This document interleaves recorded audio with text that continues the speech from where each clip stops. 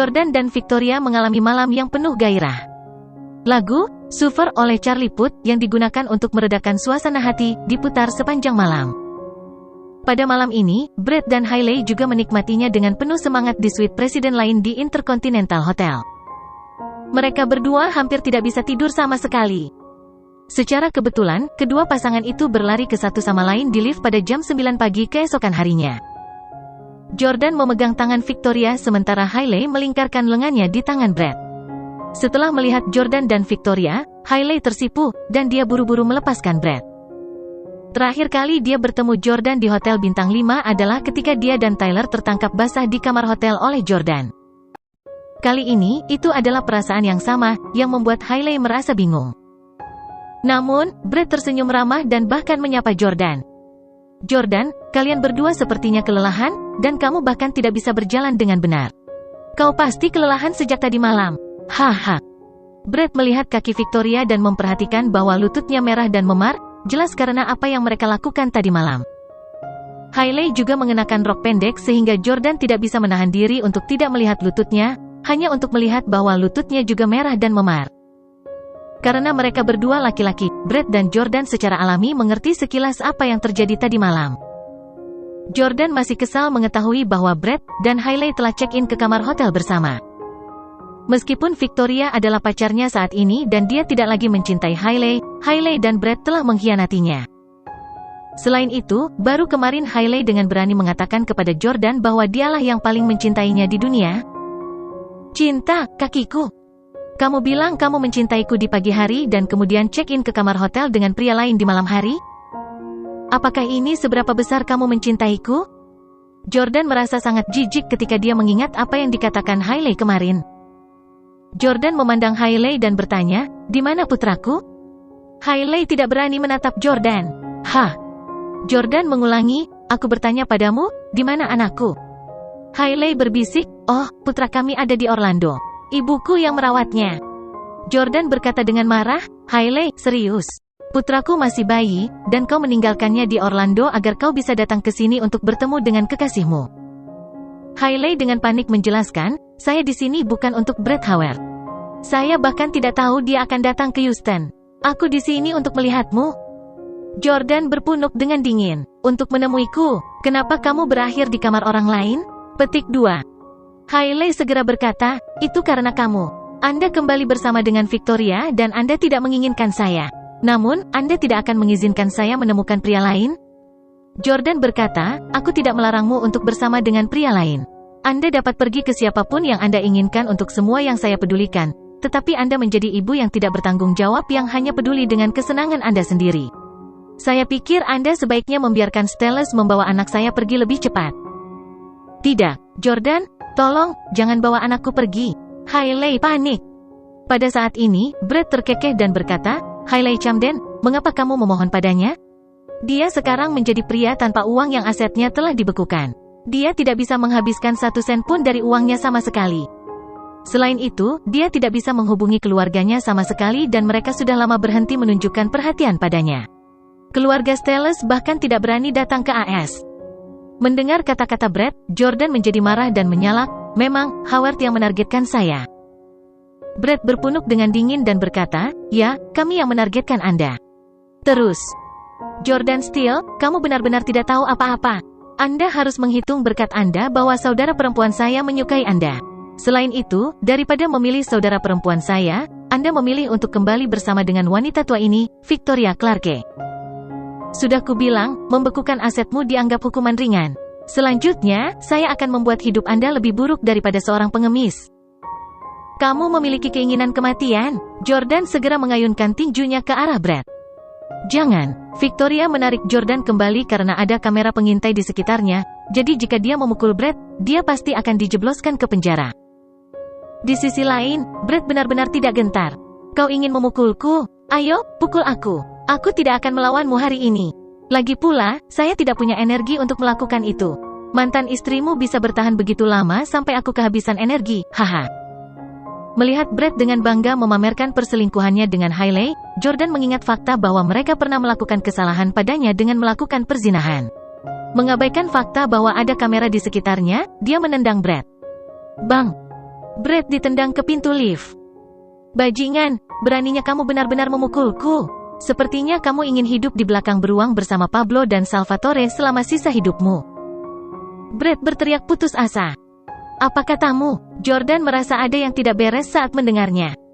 Brett terkekeh dan berkata, Jordan Steele, kamu hanya bajingan yang tidak setia yang memprioritaskan nafsu daripada hal lain.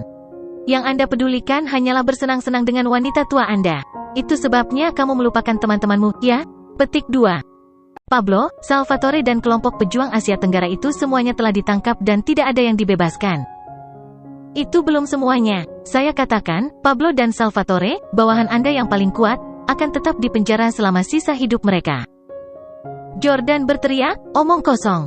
Saya tahu situasi mereka dengan sangat baik dan itu bahkan tidak terlalu serius.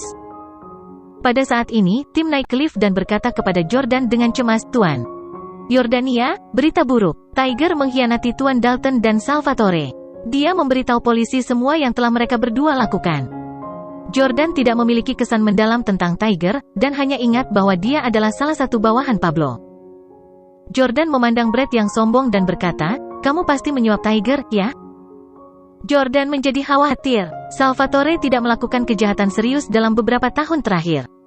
Namun, kejahatan yang telah dilakukan Pablo selama bertahun-tahun akan memerlukan hukuman penjara bertahun-tahun.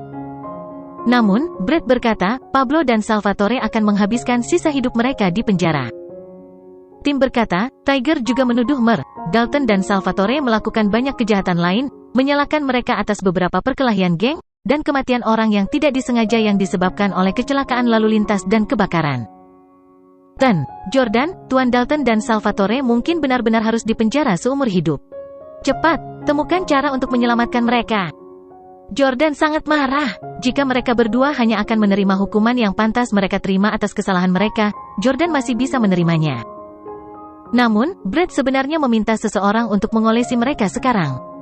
Pablo dan Salvatore keduanya adalah asisten Jordan yang cakap, yang setia kepadanya dan telah melakukan banyak hal untuknya. Tidak mungkin dia bisa duduk dan tidak melakukan apa-apa. Jordan memandang Brett dan berkata, beraninya kamu membuat seseorang menodai bawahanku? Brett tertawa. Kenapa tidak? Ketika Anda menangkap saya untuk pertama kalinya, kedua antek Anda itu bahkan mencoba membunuh saya. Petik 2. Jordan, apakah kamu ingin menyelamatkan mereka atau tidak? Yah, saya hanya perlu meminta bawahan saya untuk mencabut tuduhan terhadapnya dan mengakui bahwa dia berbohong, dan bahwa semua bukti itu palsu. Jordan bertanya, bagaimana kondisimu? Brett berkata, bukan saya yang memutuskan. Pergi ke DC dan tanyakan pada kakek saya. Apakah kamu berani melakukan itu atau tidak? Pergi ke DC. Kakek Jordan telah lama memperingatkannya bahwa kekuatan Howard di AS tidak boleh diremehkan dan bahwa dia mungkin dalam bahaya kapan saja jika dia pergi ke DC. Namun, sekarang Pablo dan Salvatore ditangkap dan berisiko menghadapi hukuman seumur hidup, Jordan tidak bisa berdiri dan melihat mereka menghabiskan sisa hidup mereka di penjara. Selain itu, Jordan sekarang telah dibekukan dan dia juga tidak bisa menghubungi keluarganya. Kekuatannya di DC pasti kalah dengan Howard. Jika dia tidak pergi ke keluarga Howard, tidak akan ada cara lain untuk menyelamatkan Pablo dan Salvatore. Meskipun Pablo dan Salvatore hanyalah bawahan Jordan, dia sudah lama menganggap mereka sebagai kerabat terdekatnya. Dia tidak akan memusatkan seluruh perhatiannya pada kebahagiaannya dan Victoria, dan membiarkan mereka menghabiskan sisa hidup mereka di penjara. Jordan memandang Brett dan berkata, oke, aku akan pergi ke DC besok pagi dan mengunjunginya secara pribadi. Brett tersenyum dan berkata, bagus sekali. Kalau begitu, aku akan menunggu kedatanganmu. Ayo pergi. Saat dia berbicara, Brett berjalan ke lift dengan Hailey di pelukannya. Ketika pintu lift hampir menutup, Jordan berkata kepada Hailey, Hailey Camden, sebaiknya kamu menghargai waktu yang kamu miliki bersama putraku. Anda akan memiliki banyak kesempatan untuk berhubungan dengan pria di masa depan karena putra saya tidak akan tinggal bersama Anda selamanya. Mendengar peringatan Jordan, Hailey dengan panik berkata, aku akan kembali ke Orlando. Sebelum dia selesai, lantai lift ditutup. Setelah mereka berdua pergi, Victoria bertanya dengan cemas, Jordan, apakah kamu benar-benar akan pergi ke DC? Saya pernah mendengar Russell mengatakan bahwa Howard sangat kuat di negara ini, apalagi di DC di mana wilayah mereka berada. Jordan berkata, Pablo dan Salvatore ditangkap karena saya, jadi saya tidak bisa hanya duduk dan tidak melakukan apa-apa. Selain itu, aset saya telah dibekukan dan saya harus meminta mereka untuk mencairkannya. Victoria, kenapa kamu tidak tinggal di Houston dan menungguku? Saya akan kembali untuk Anda tepat setelah saya selesai menangani masalah itu. Petik 2. Tidak, Victoria meraih tangan Jordan dan berseru, aku ingin pergi ke DC bersamamu. Aku tidak nyaman denganmu pergi ke sana sendirian. Jordan mengenal karakter Victoria dengan baik. Semakin berbahaya, semakin kecil kemungkinan dia berpisah dari Jordan. Oke, ayo pergi bersama kalau begitu. Pada saat ini, Tim berkata dengan ekspresi khawatir, Tuan Yordania, sebagian besar orang kami telah ditangkap dan hanya tersisa 10 orang. Tak satu pun dari mereka yang pandai bertarung. Petik 2. Saya mendengar bahwa Tuan Dalton memiliki 1000 pejuang di Asia Tenggara, dan dia hanya membawa sekitar 100 orang ke AS. Masih ada lebih dari 900 yang tersisa di sana. Mengapa kita tidak memanggil 900 pejuang itu sebelum pergi ke DC? Tim jelas sedikit takut, berpikir bahwa selusin dari mereka jelas bukan tandingan keluarga Howard. Jordan berkata, memang benar Pablo masih memiliki 900 petarung profesional di Asia Tenggara, tetapi mereka semua dilatih oleh Pablo dan hanya mendengarkan perintahnya, jadi saya tidak tahu di mana menemukannya. Tim buru-buru berkata, mengapa saya tidak mengirim seseorang untuk mengirim surat kepada Tuan Dalton dan memintanya mencari kesempatan untuk menelepon ke sana? Jordan menggelengkan kepalanya dan berkata, tidak, Pablo menghadapi cukup banyak tuduhan sekarang, jangan biarkan dia mendapat lebih banyak masalah. Selain itu, kami tidak membutuhkan banyak tenaga kerja. Kamu dan aku sudah cukup. Tim tersenyum canggung dan berkata, terima kasih atas apresiasi Anda. Mungkin saya biasanya berpura-pura menjadi mengesankan sehingga Anda tidak terlalu jelas tentang kemampuan saya yang sebenarnya. Petik 2. Faktanya, aku bahkan tidak bisa mengalahkan Husky dewasa. Jordan tersenyum dan berkata dengan misterius, aku tahu kamu lemah. Saya tidak meminta Anda untuk pergi ke DC untuk bertarung. Saya hanya ingin Anda memanipulasi di balik layar. Petik 2. Manipulasi? Memanipulasi apa? Tanya Tim yang penasaran. Jordan tidak menjawabnya. Sebaliknya, dia berkata, aku akan memberitahumu ketika kita sampai di sana. Jordan jelas telah meninggalkan rencana cadangan terakhir kali dia meninggalkan DC. Itu adalah sesuatu yang tidak diketahui siapapun. Jordan dan Victoria pertama-tama pergi ke Villa Russell, tempat dia tinggal sebelumnya, untuk mengepak barang bawaannya, sebelum melanjutkan untuk mengucapkan selamat tinggal kepada Emily. Setelah itu, Tim mengantar Jordan dan Victoria ke bandara. Pesawat pribadi Jordan diparkir di sana. Namun, mereka tidak menyangka bahwa beberapa pria berseragam akan berjalan ke arah mereka begitu mereka bertiga tiba di jet pribadi. Salah satu dari mereka berkata kepada Jordan, halo, ini Tuan Steele kan? Maaf, pesawat pribadi Anda telah ditahan sementara dan Anda tidak dapat menggunakannya. Apa? Jordan, Victoria, dan Tim semuanya terkejut. Tak hanya aset Jordan yang dibekukan, ia bahkan dilarang menggunakan pesawat pribadinya. Masalahnya memang serius dan kecuali Jordan meminta kakeknya untuk campur tangan, dia tidak akan pernah bisa menikmati kemuliaan seperti dulu. Jordan tidak berdebat dengan pihak lain karena dia tahu tidak ada gunanya melakukannya. Sebagai gantinya, dia berkata, bagasi saya masih ada di sana. Aku harus masuk dan mengambil barang-barangku. Namun, pria berseragam itu masih terus menghentikannya. Dan, Steele, untuk mencegahmu mengambil barang berhargamu untuk dijual secara tunai, kami tidak bisa membiarkanmu masuk. Apa katamu? Kali ini giliran Victoria yang murka. Kalian merebut pesawat hanya karena Anda tidak ingin kami meninggalkan AS. Mengapa Anda bahkan tidak bisa membiarkan kami mengambil barang-barang kami? Bahkan jika ada barang berharga di dalamnya, itu milik kita, jadi mengapa kita tidak bisa menggunakannya? Jordan tahu keluarga Howard ingin mengubahnya menjadi pria tak punya uang. Tidak hanya miliaran dolar di rekening banknya dibekukan, dia tidak diizinkan mengambil barang berharga apapun yang bisa dia jual dengan uang tunai. Dengan cara ini, Jordan benar-benar akan menjadi orang yang tidak punya uang. Jordan berkata dengan tenang, saya tidak akan membawa barang berharga apapun, hanya obat-obatan dan beberapa kebutuhan sehari-hari saya. Obat-obatan? Obat apa? Pria berseragam itu bertanya. Jordan berkata, beberapa obat untuk asma, yang saya diagnosa. Pria berseragam itu memikirkannya dan merasa bahwa akan sangat tidak dapat dibenarkan jika dia bahkan tidak diizinkan untuk meminum obatnya. Karenanya, dia setuju, oke, naik. Pria berseragam itu menemani mereka bertiga ke dalam pesawat. Jordan benar-benar memiliki kotak besar yang berisi banyak obat. Pria berseragam itu berkata dengan heran, kamu punya banyak obat. Jordan sengaja batuk dan berkata, kesehatan saya telah sakit sejak saya berperang di Suriah selama setahun. Mendengar ini, pria berseragam itu langsung penuh hormat. Betulkah? Kamu benar-benar bertarung di medan perang sebelumnya.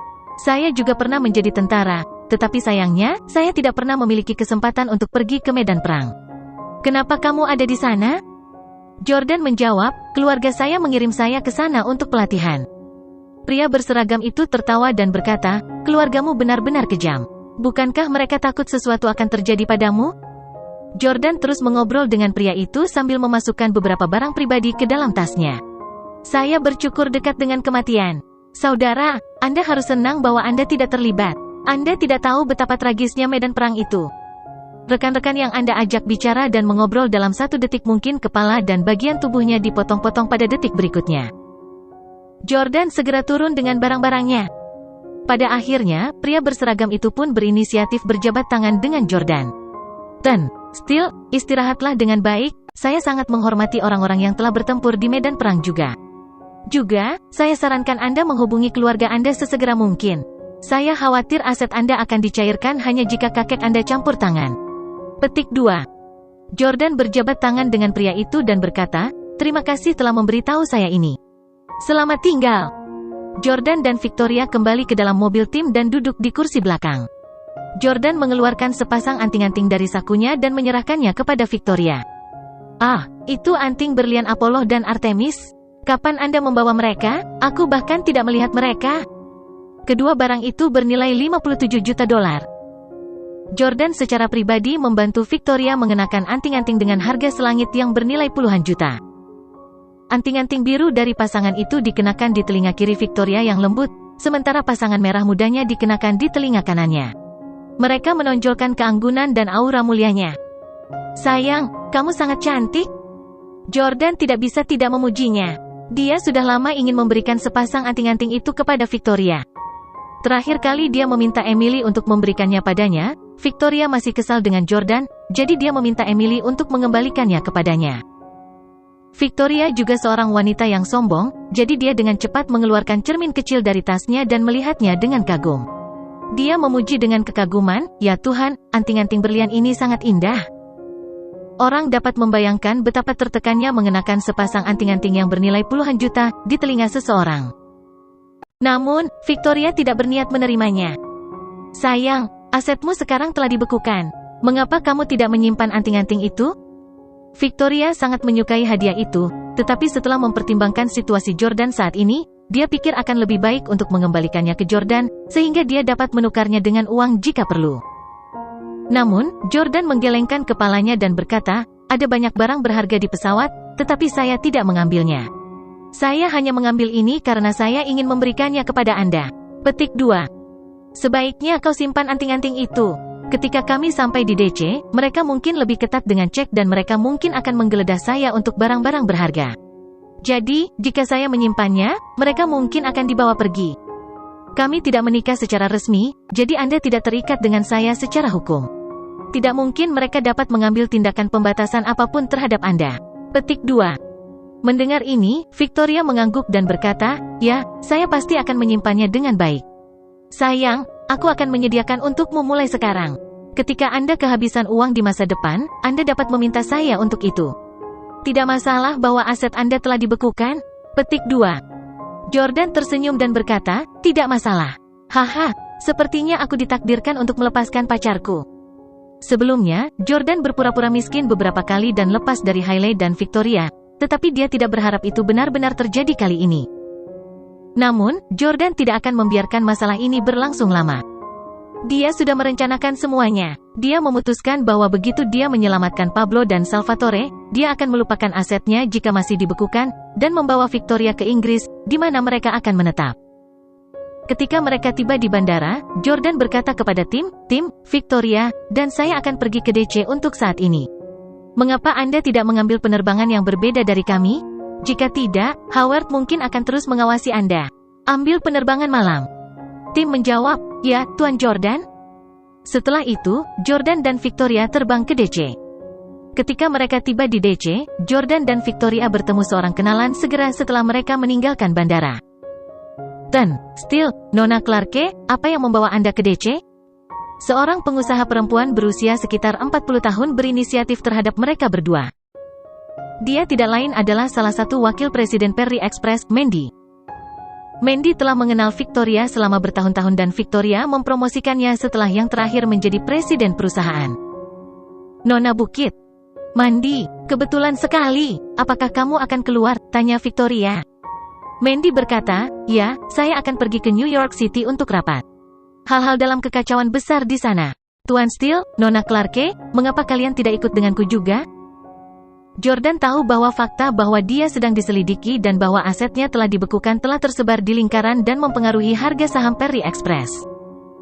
Jika Anda ingin membaca lebih banyak bab, silakan kunjungi Libret.com untuk mengalami kecepatan pembaruan yang lebih cepat. Jordan berkata, kita tidak bisa pergi untuk saat ini. Kita harus pergi ke DC untuk menangani beberapa hal. Mandy memiliki banyak hal untuk dilaporkan kepada kedua presiden, jadi dia berkata, kamu belum memesan hotel, kan? Mengapa Anda tidak tinggal di tempat saya hari ini? Aku akan membawa kalian ke sana sekarang. Victoria berkata, Mandy, tidakkah kamu harus buru-buru ke New York City untuk rapat? Anda tidak perlu mengirim kami pergi, jangan sampai Anda ketinggalan penerbangan. Mandy melambaikan tangannya dan berkata, tidak apa-apa. Saya tidak akan terlambat bahkan jika saya mengambil penerbangan berikutnya. Segera setelah itu, dia membuat panggilan telepon dan meminta seseorang untuk menjemput mereka.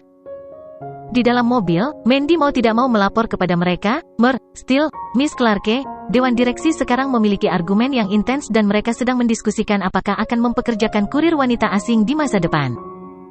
Nah, Anda harus tahu bahwa biaya untuk melakukan itu sangat tinggi dan pengeluaran yang dulunya ditutupi oleh dana yang Anda berikan tetapi sekarang setelah aset Anda dibekukan, pengeluaran ini akan mempengaruhi kepentingan pemegang saham sehingga mereka tidak terlalu tertarik padanya.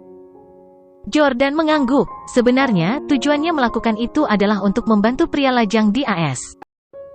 Dia telah melakukan cukup banyak sejauh ini dan sudah ada lebih banyak wanita asing yang telah mengambil inisiatif untuk datang ke AS untuk mencari nafkah dan menetap. Jordan berkata, kami dapat menghentikan proyek ini. Juga, Mandy, Victoria dan saya mungkin pergi ke Inggris dan tidak pernah kembali ke perusahaan.